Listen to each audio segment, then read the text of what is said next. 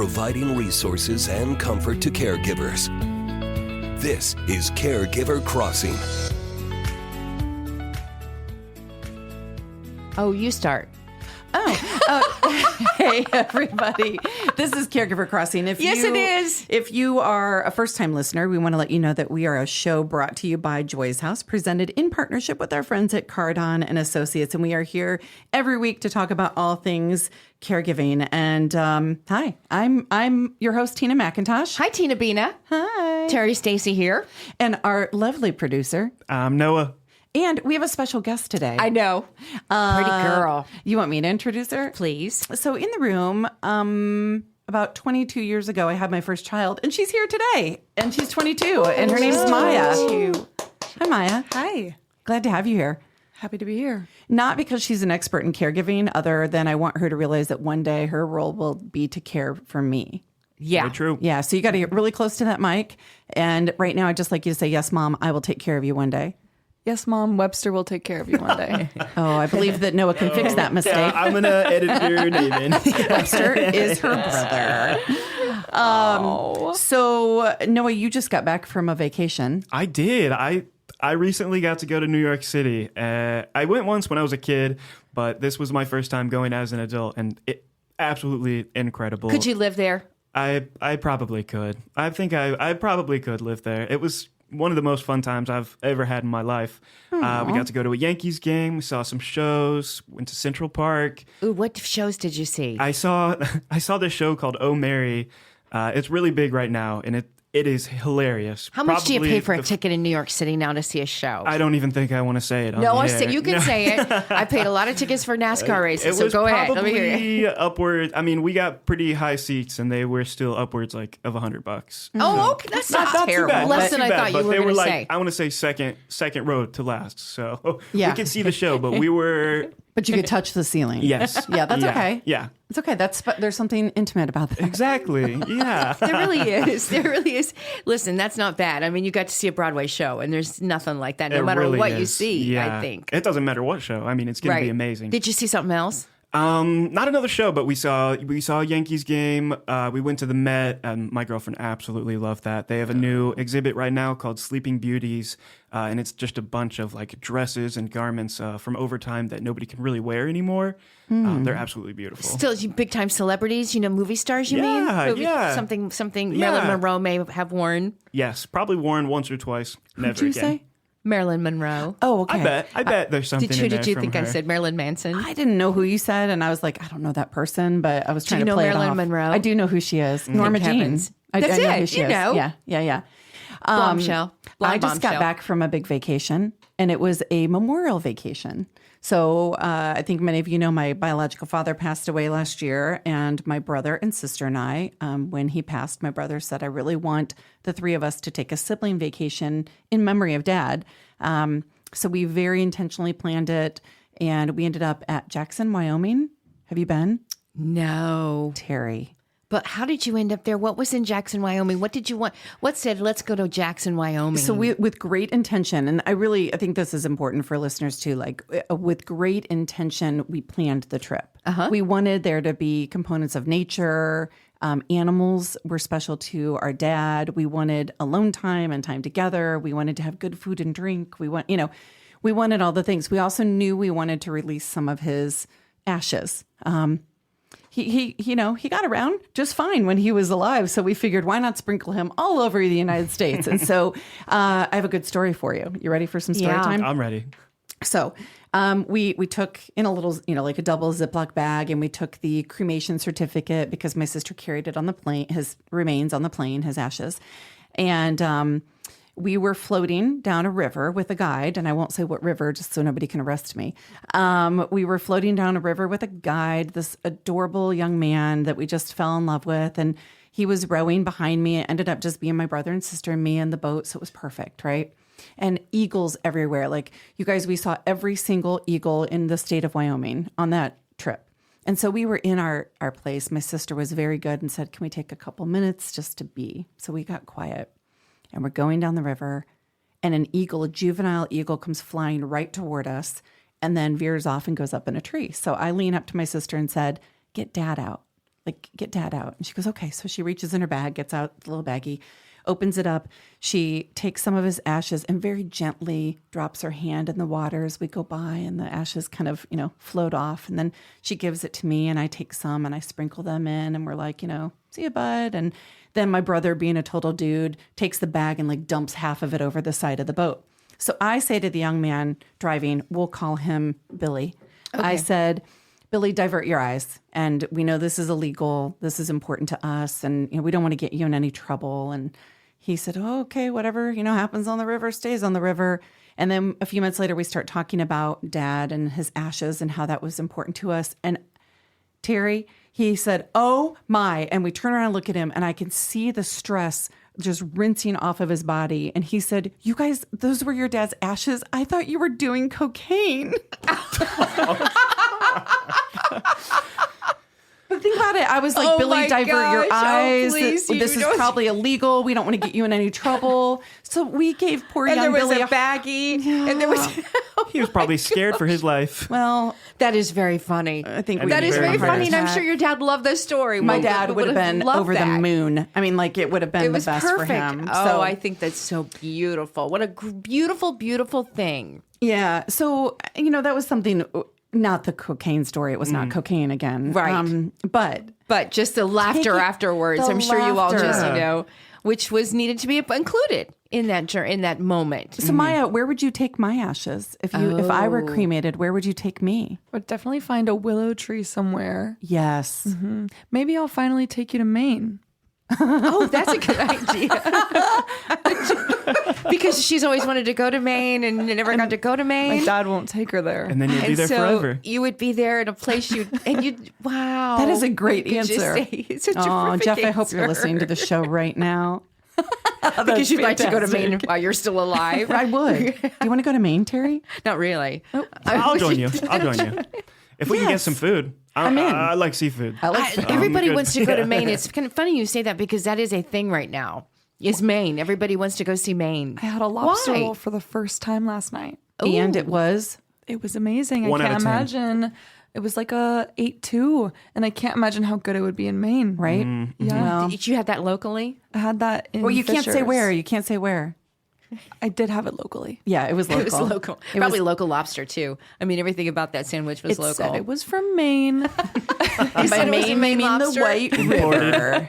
Okay, we have to take a break. Yep, we will be back, and we've got a guest coming from the Restoracy, I believe, Yes, right? we do. So Very looking forward to exciting. having Brian with us. Okay, you're listening to Caregiver Crossing. This is a show designed for family caregivers and the people who love them. Caregiver Crossing is brought to you as a service of Joyce House in partnership with Cardon and Associates. With locations in Broad Ripple and near the University of Indianapolis campus, Joyce House provides exceptional day services for individual living with a life-altering diagnosis and compassionate support for family caregivers throughout the community. At Joyce House, they believe that everyone deserves the right to live their best life, regardless of their abilities. Learn more about our adult day and also caregiver support services by calling 317-254-0828 or by visiting joycehouse.org today. That website address again is joycehouse.org. Stick around. We'll be back with more Caregiver Crossing right after this.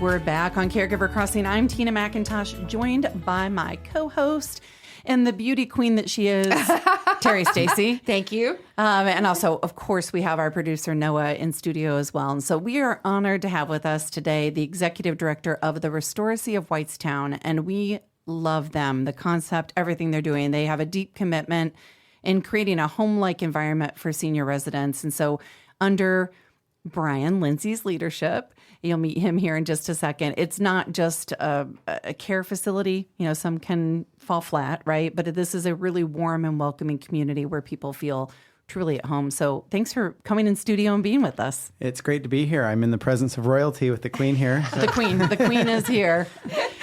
Thank you. So, Brian, the Restoracy, if you were just to describe it in simple terms, what do you say? And then we'll get into some more of it. Yeah, great question. The best way to kind of reference or to think about our model, think about nursing home level care in a house. So you all know what living at home feels like, looks like, what the experience is. Most people want that same type of experience forever. They don't want to be institutionalized. So the best way to think about our care is that level of care that requires 24-hour nursing, professional caregiving, therapy, medical oversight, all the things that probably necessitate our level of care. All those things happen, but in a house. And so bedrooms, kitchens, living rooms, fireplaces, all the good stuff. And are they It's all really different. connected? So great question. So we have two campuses. One's in Carmel at about 126 on Rangeline, and then our Whitestown campus is right behind Meyer, just about a mile off of 65, so pretty close off the freeway. And so each of them are a neighborhood. So if you were to drive by, you would think, oh, that's a nice neighborhood over there. I wonder, when we were in construction, people would actually stop and say, oh, are these homes for sale? That's how home-like they look. And in the neighborhood setting, you drive around the block in Whitestown, there's 6 homes, and it literally has a block that you drive around. So they share a courtyard, they're backed up against each other. And then in Carmel, it's more of a cul-de-sac. And so it's right behind the Methodist church there on 126, right off the roundabout. And so we share a parking lot with them. And so you'll pull into the cul-de-sac, and then there's a roundabout at the top, so fire trucks and other things can turn around. But you get the sense that you're in a neighborhood. You have no idea, unless you saw a sign or you went into the homes, that there's actually senior care. It's so great. Yeah. And they're small. And I like that you keep them small. They are very in small nature. by You don't have design. like 100 homes. This is very small. And I just like the feel of how it sounds. And the story behind how this all got started is very interesting. Please tell where this inspiration came from. Sure, it's fun. The story really starts for me, in my experience with these homes in graduate school. So when I decided to take my education, which was in healthcare administration, most of my classmates went into hospital management, and I was drawn to senior care because of the intimate relationship that you could have with the residents, their families, the staff, and just really become part of the fabric. And at the same time, there is a stereotype associated with nursing homes. If I say I work in a nursing home, more likely than not, there's going to be some type of negative perception you're going to have of that environment, that experience, because of something you've experienced, something you've heard. And so I felt motivated and also excited about trying to change that perception. And one of the reasons I got into long-term care was so that I could be part of that change and helping people have a better perception with more love, more care. And that's one of the attractive things about being a nursing home administrator is you have the ability to influence that in a small environment. After 10, 11 years of doing that in what we would call big box or institutional nursing homes, I realized that my influence could only go so far. I'd worked for companies that had done, change of ownership. They'd take the same old nursing home, put a new name on it, paint the walls, redo the floor, and say, yay, but then it's still the same bricks and mortar, still the same operation. Well, And- let's be honest. The most beautiful place, like a person, the most beautiful place can become very ugly and unattractive very quickly. Yeah. Right? And you can't judge a book by its cover. And I want to be really careful. The industry in general is staffed and operated by wonderful people. Yes. This is an incredible, people don't get into this career, into this calling if they don't have good hearts and good intentions. I appreciate you saying that because I think long-term care gets such a bad rap sometimes, and that's not true, right? it's For not those true. who need it, it can be the most beautiful and warm and welcoming thing. Yeah. It just takes one bad apple. Well, it does. And it Unfortunately, just that's what people all grab a hold sudden, of often. Right. And It so this covers is- everybody. And all these things are true. That they are wonderful people. And the thing that I learned over my experience before we opened the Restoracy was people don't want this model. They don't want to be institutionalized. They fear being put in a bed down the hall right. and experiencing life on a schedule that is just not desirable. It's very institutional. You've lost a lot of freedom and dignity. And so And then when that happens, the person that needs that care becomes somebody withdrawn and not telling the truth to family, and Right. will do anything they can to not be told, yeah, Mom, we're going to take you Out we're of gonna fear. take you out of fear. And so then the lies come and it snowballs, unfortunately. So for you all, like, what is a typical day like? Great question. So the day is different for everyone. In a traditional nursing home, the day starts when the cooks come because they have to cook the food. And because of the nature of the size of the community, they have to get that food from those cooks to all corners of the facility. And so everyone's got to be on a schedule and say, okay, we've got to have all these people up at this time because that's when the food arrives. So we're all on the same schedule as the food. In the Restoracy homes, the kitchen is small. It's just literally, you would walk into our kitchen, you say, oh, I have that same oven or that same stovetop. You're cooking for a large family. It's 12 people, so you're only cooking for a family, and you don't have to mass produce the food. You cook the food real time. The residents smell the food, so when they wake up, they smell breakfast. And some of them wake up early, some of them wake up quite late, almost brunch time. And so when we're rounding in the morning, just checking in how things are going throughout the day, we'll see people that are having breakfast at 10, 10:30. But it's just like home. Yeah. And wouldn't these people that have retired, that don't have to get up and go to work, wouldn't you want to sleep in and live life on your terms? Yeah. And so it's I've just, not retired yet, and the answer is yes. yeah, wouldn't we all? And so that's just one of the necessities of large facilities, is that they have to be orchestrated because the size of the operation. The small concept allows for much more personal time, personal way of living life, and being able to do the things when you want to do them. So you're hearing the voice of Brian Lindsay, who's the executive director of the Restoracy of Whitestown. And a question before we have to take a quick break here is, what's the benefit then of, and I think I know the answer, but everybody eats together, right? Whether it's at 10 o'clock for brunch or it's 8 o'clock for breakfast, and there's a benefit to everybody coming around the table together. I mean, that's food. Most homes, the kitchen is the hub. That's where the families come together. That's where the conversation, hey, how was your day at school? Tell me about your day. What were the good, the bad? Sharing stories over food. We get together. Eating is a social activity. And so at the Restoracy, and literally, so it's about 2 o'clock in the afternoon. About an hour and a half ago, I was walking through one of the homes, and they were having lunch, and there were 10 people there, and they were conversing. They were chatting with the staff. They were listening to some music. It was very much a home setting. You would not know that you were, at a nursing home because the people are there. Well, and I would eating like a imagine family. it can be, I can be there at 6 o'clock in the morning, and there might be somebody up having coffee, and everybody else might still be asleep. Like, no matter what time of the day you're there, That's a it great is point. whatever they want to be doing, which, let's be honest, in personalized, person-centered care is the most important thing. Right. We're going to have to take a break here, but when we come back, I want you to tell people how they can come and learn more about the Restoracy. So we'll be back in a moment. You're listening to Caregiver Crossing. This is a show designed for family caregivers and the people who love them. Caregiver Crossing is brought to you as a service of Joy's House in partnership with Cardon and Associates, with locations in Broad Ripple and also near the University of Indianapolis campus. Joy's House provides exceptional day services for individuals living with a life-altering diagnosis and compassionate support for family caregivers throughout the community. At Joy's House, we believe that everybody deserves to live their best life, regardless of their abilities. You can learn more about our adult day and caregiver support services by calling us at 317-254-0828 or by visiting joycehouse.org today. That address again is joycehouse.org. Stick around. We're going to be right back with more Caregiver Crossing right after this.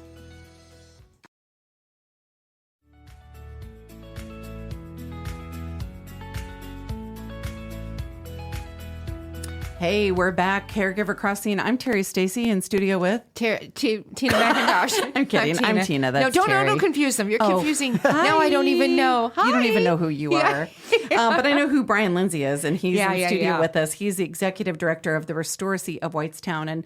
And I actually have some quiz questions for us today. Okay. But before we do that, hold on. Before you get so excited, I love it. How can people, do they just come to the Restoracy? Do they get on your website? There's 3 ways that you can get in touch with us. Okay. One, you can come to our front door. Just like a house, you can ring the doorbell. And on each campus, both in Carmel and in Whitestown, there is a house that is not for the residents. It's an office so that our work does not infringe upon their day-to-day. So just walk up, ring the doorbell like a human. Yep, just come to our Fantastic. house, walk in. Second would be to come to our website. That's for either location, www.therestoracy.com, so the restoracy.com. Okay. And then the phone numbers for both locations, Carmel's is 317-401-8888. And Whitestown is 317-769-8888. So both of them are easy enough. A bunch of eights. Just dial a bunch of eights. But the restoracy.com, I think, because you can get the website, or you can get the pictures, mailing floor address. plans. Yeah, all the things, right? All the different levels of care. All right. Contact information. Yep. So here's a question I have for all three of you. All right. I am co-chairing what's called Reframe Aging Work Group. It's for the Indiana Governor's multi-sector plan that we're putting into place. It's a 10-year plan, which seems like a long time, right? Of how do we age well in the state of Indiana? So here are my questions for you. If you were to think about aging, everyday kind of stuff, don't go big on me, don't go policy, just everyday stuff. What makes aging better, more purposeful, more fun, easier, something to look forward to? Something to look forward to. That's something.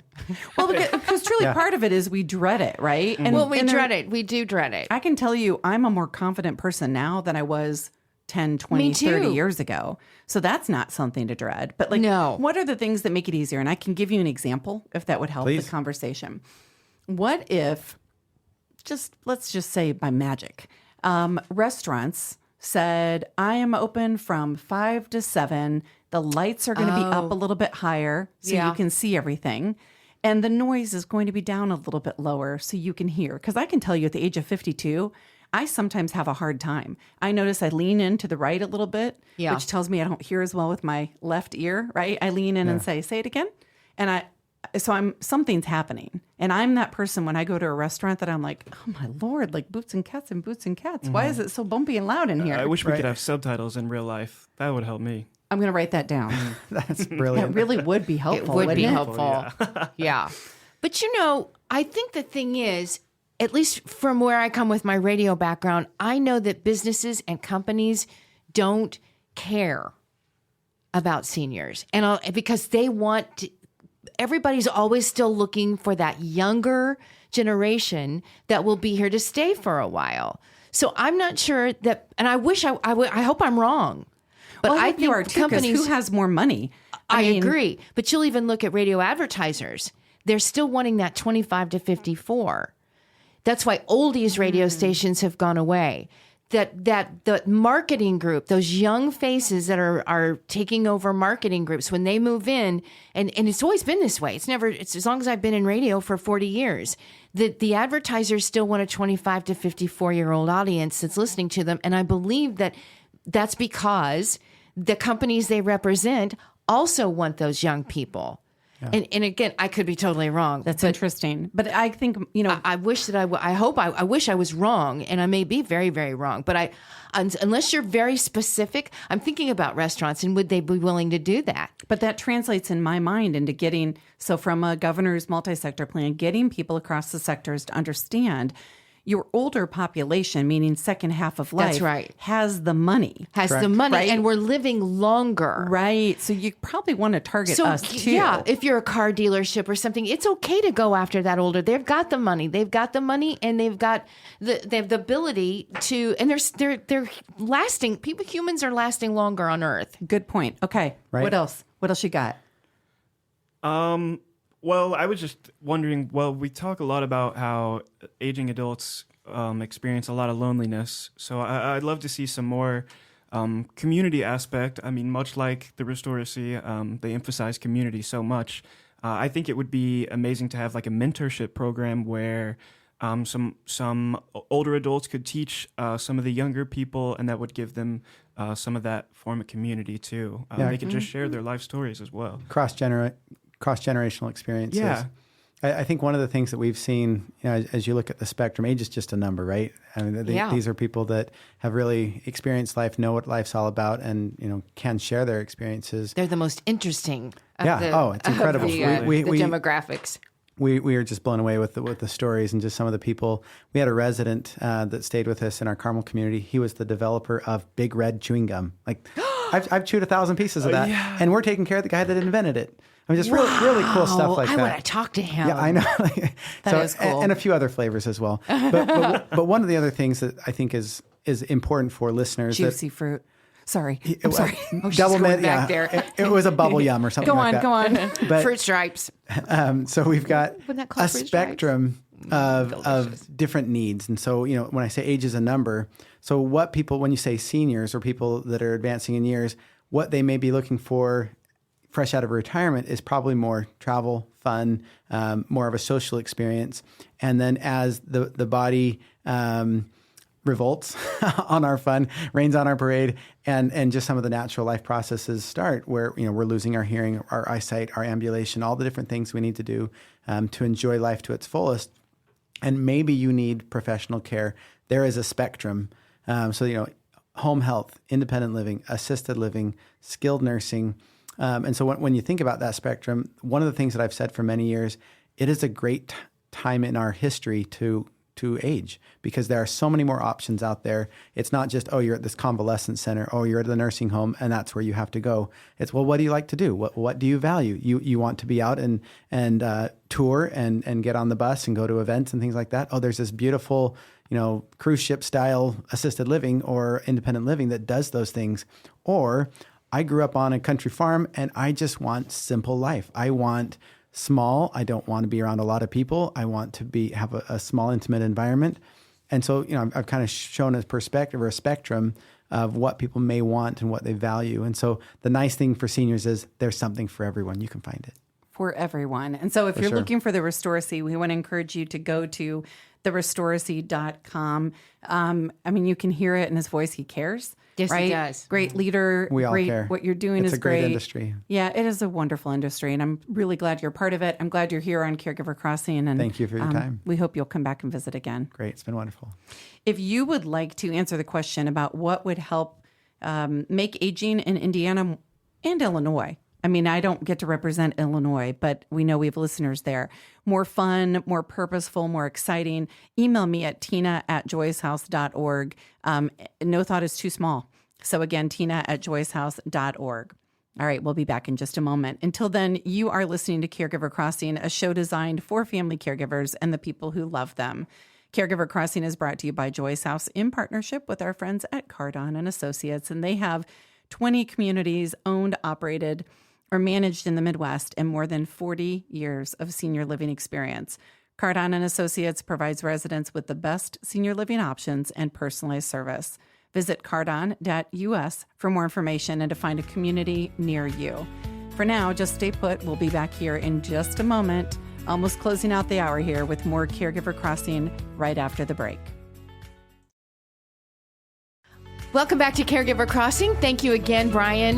Thank you so much to our listeners, too, for sticking around with us through this last break. I'm Terry Stacy, along with Tina McIntosh, and producer Noah's here. Maya is back in the room. And we just, as we said, finished our conversation with Brian. I liked your question. Yeah. If you're just joining us, if you're just tuning in. Oh, okay. So if you're just joining us, I hope that you will email me at tina@joycehouse.org with your thoughts on aging. In the state of Indiana, I'd also be interested to hear from those of you in Illinois, although I'm representing a committee for the governor's multi-sector plan in Indiana. But what are some simple things that we can do? And Maya, I'd like to hear your perspective on this. What are some simple things we can do that make aging attractive, fun, purposeful? Now, I'll give you an example of something that somebody said to me. What if we had checkout lanes at big grocery stores between, I don't make up the hours, at 8 and 10 a.m., only for people over the age of 65. And that does occur on occasion. Some of the big box stores will do that, just opening it up for seniors to come in. I think that's awesome. I like that idea. Right? Because I hear so many people as they're aging say, I feel hurried and I get nervous and I just want to grocery shop, So that's a very practical example. Can you think of anything that makes it, because we think of aging and we're like, I'm getting older and we have all these negative things in our head. And that's part of the problem. I think it is too, the perception. It's always been this way, right? But why? I don't know. Because in other countries, it's not necessarily that the seniors are revered and they're put up on a Yes. pedestal and they're appreciated and loved. Here, even when you're looking at social media and somebody that might be over 65 will be one of those that will reply to something that's been said, and somebody will automatically attack them. You're old, get off the lawn. I hear you, get out of here. Right. And there's I don't know how you change that. I mean, I look around at the pictures we have in studio here, and these are some of the most beautiful faces that I've ever seen. And it's because they have personality and history, and you can tell who's spent years out in the sun and who has these great wrinkles. And like, there's this bald woman, this beautiful black woman with all this great garb on and these She's gigantic wonderful. glasses. I don't think she did that when she was 20. She waited until she was 70 and had the confidence to do that. I don't really know her, but I make up a story in my head, right? Yeah. But like, I have more confidence now at the age of 52 than I did when I was 20. So I don't know. Any little things we can think of that would make a difference?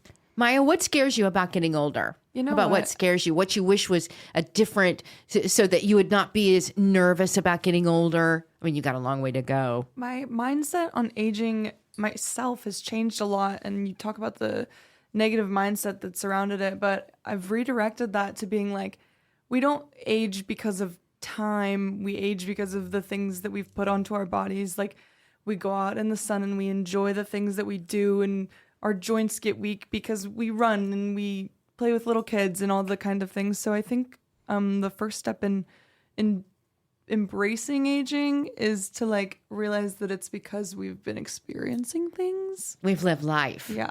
Well, I mean, That's a good answer. I think it's really fair. Like, I beat this body up emotionally, have. right? Well, no, but I mean emotionally, Right. like, oh, I'm 50 pounds more than I used to be. So I am obese and like, ew, I don't look as good as I used to. And things are sagging and all the wrong ways and, all this stuff. But at the same time, this is the body that's gotten me through cancer twice and a colon resection. And I birthed 3 children, one of which was 10 pounds, might I add. In the room? Is she in the room? Not it. Not it. Yeah. I lost 3 babies. I have a brain tumor. I had brain surgery, and look at this body. It's still here and it's still not so here. bad, right? No, and the things we've talked about celebrating scars. I wanted to have, and Tina wanted to have a scar fest because scars. I think scars are a beautiful thing of survival or a story to be told. And you have scars. I have scars, and every one of them is symbolizing another moment that you thrived and you're still alive. And that scars should still do a our Scar reminder. Fest. I'd love to have a scar fest. We Others talked have about a opposed tattoo it. fest too. Yeah. But so Jeff and I went to the fair, which is where Terry's spending most of her time, in the last month or so. Our state fair. Our wonderful state fair. And the woman who was directing us, taking our money to park the cars, and if you're listening, you're a beautiful woman, and she has this wonderful scar kind of across her chest, big. And I said to her, I kind of leaned over Jeff and I said, "Excuse me," I said, "I think your scar is beautiful." Oh. And everything on her face changed, and she lit up and she said, my "Thank you. gosh. It almost killed me, but I'm still here." And I thank her for that moment, right? She thanks you for that moment. It was for beautiful. saying that was a beautiful thing to say to her. It was a beautiful scar. But yeah, so Maya, Wow, good answer. that's great. Anything else great. anybody can come up with? Yeah, I was kind of thinking, well, recently we kind of had to talk to my grandpa a little bit about taking the keys away. He can't really drive so much anymore. So I was kind of thinking maybe if there's like a transportation service or something Yes. for our aging adults. Yes, yes, I think yes, that would yes, be yes. really incredible. And it's very difficult. I know with mine, when my father couldn't drive anymore before he passed away, how much he wanted to get into the car and he wanted to go somewhere and he didn't want somebody to take him and he wanted to drive. I talked to Tina about this. I thought there should be in this day and age some sort of AI or some sort of thing that you can jump into a magical car and then put in, "I'd like to go visit Irvington to this address and go see his new home," and he can drive there virtually. Mm-hmm. I wish there was something like that. There's not. If anybody interesting knows of thought. something like that, please let me know. 'Cause I'm I writing think all it's the notes. wonderful. That was what Noah said was really good about. I wrote it. You I got know, it. Thank you for writing If there that. was some sort of just for seniors. Okay. All right. We're going to have to go. In closing, I do want to say that we are having our Death Over Drafts, which is part of our end of life program here at Joy's house. And it is going to be this Tuesday, 5:30 at the Gugman House? Gugman House. Gugman House Brewing, which is on Gent Avenue in Indianapolis. And you can come and you can grab a beer, you can grab a Coca-Cola, a glass of water, anything you want, however you want to do this. We invite you to come in and relax and engage with each other for a couple of hours. We use questions from something called a death deck, which sounds very dark and like I should be like, the death deck. Bum, bum, bum. But it's awesome. It's thought-provoking. It is so good. I have Conversation not starters. met one person who's come to a Death Over Drafts and regretted coming. Now, unfortunately, good. Maya and I will not be there. We're going to be at Mickey's camp, which is a whole different wonderful thing. But I hope that you all go. I'm going. I'll be there. Fantastic. Absolutely. Come meet Noah. He'll be there 5:30 on Tuesday at the Gugman House Brewing on Gent Avenue in Indianapolis. And so, yeah. Good. I love you guys. Maya, I'm love glad you're you. here. I'm glad. It was fun to glad see you're here, Maya. too. Yeah. Come back. All right. The rest of you come back too. We've got to go. Email me, tina@joyshouse.org. Please do not wait. We need your input and we need it now. Have a great day. Oh, but wait, Cardon and Associates, we just want to say thank you to our sponsors. They are wonderful, and we're grateful for them. So, okay, we really are going to go. See you next time.